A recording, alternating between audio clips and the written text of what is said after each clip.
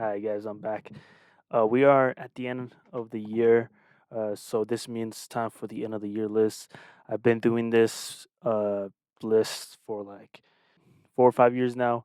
This is my second time doing this on here on YouTube. And so yeah, I guess it's kind of like a tradition for me. If you guys haven't checked out my 2021 end of the year list, I'll put like a playlist in the description down below. So go check that out if you guys haven't. But yeah, what I normally do, I do the most disappointing albums of the year.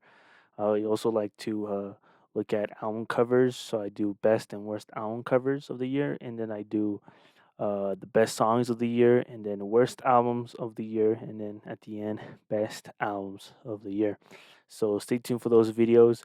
Uh, yes, we're gonna start off with the most disappointing albums of this year. Now, when I say disappointing, I don't mean they're bad. It's just these were albums that I was excited for, but it didn't really meet my expectations, and therefore the album was disappointing. Um, so yeah, I have a couple on this list. I think it's less than 10, so it's not really in any particular order. Let's get started. The first project is From a Bird's Eye View by Cordae. The reason why Cordae is on here is because his debut project was good. Like, was actually better than what I expected. It's an album that has a lot of, well, not a lot of replay value, but it does have some replay value to it. But this project, there really isn't anything on here that I go back to besides probably Chronicles. But even then, I don't think that song it's a song that I will come back to again and again. He's an artist that a lot of people say he's like the next J. Cole, even though I kind of see it, but at the same time I don't see it because J. Cole actually makes good music. He makes songs that you come back to. YBN, or I mean Corday, he doesn't really, I guess he doesn't have a personality. I guess he kind of almost sounds like J. Cole if J. Cole was boring. But even then, some people call J. Cole boring. And Corday is like the next J. Cole, or like some say he is like J. Cole um, without the personality. And I see it, you know what I'm saying? This album, it was a letdown. It's an album that if I didn't write it down, I probably would have forgotten about this. I did also make a review, and so that also kind of helped me remember this project. But if it wasn't for that, I probably would have forgot that this project came out.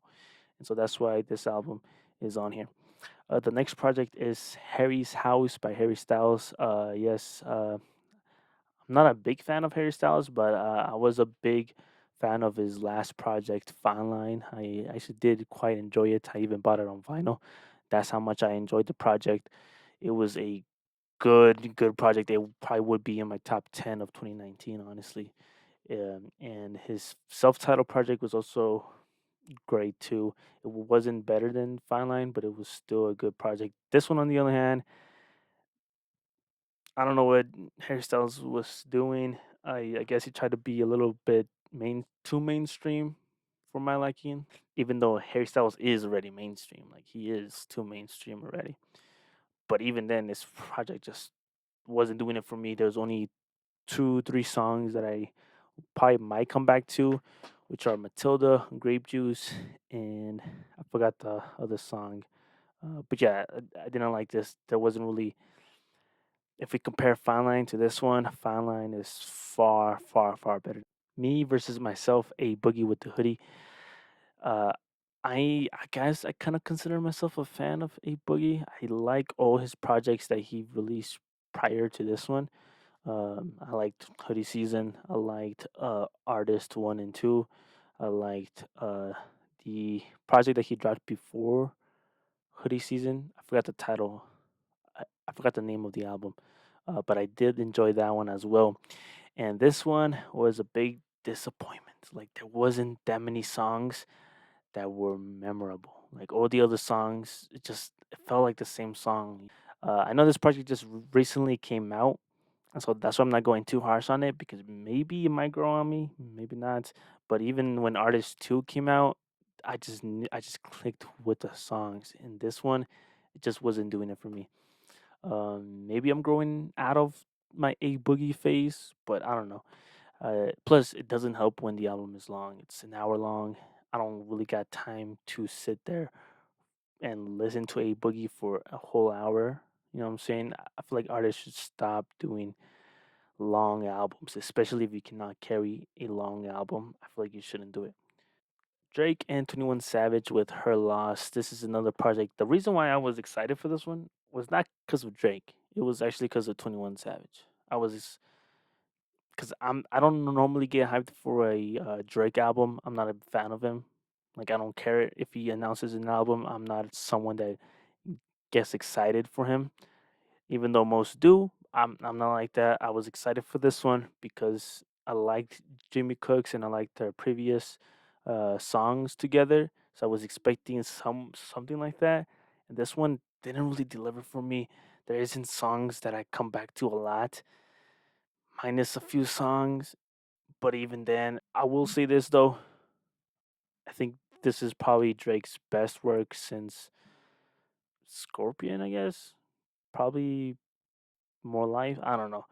Uh, I was expecting more 21 Savage, and I didn't get it. It didn't feel like a joint album or a collab album. It felt more of a Drake album featuring 21 Savage, and that is not what I signed up for, or that is not what I was hoping for, you know. And so that's why this is on here. Little Baby, It's Only Me.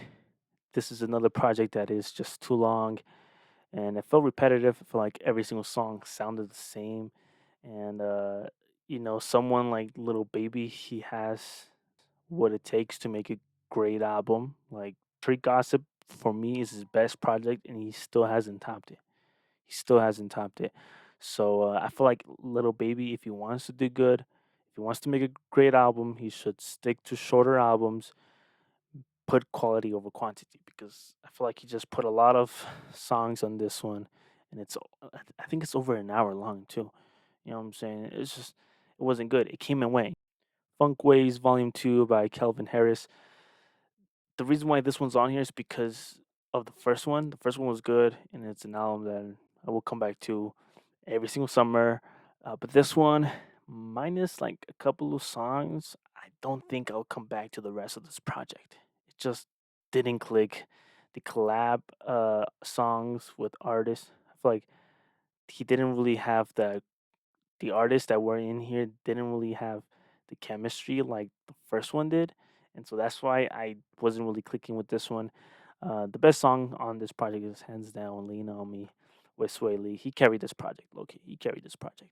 Uh, that's probably the only song that I would come back to. Maybe Cash Out too with 21 Savage, and then the Dua Lipa song with Young Doug.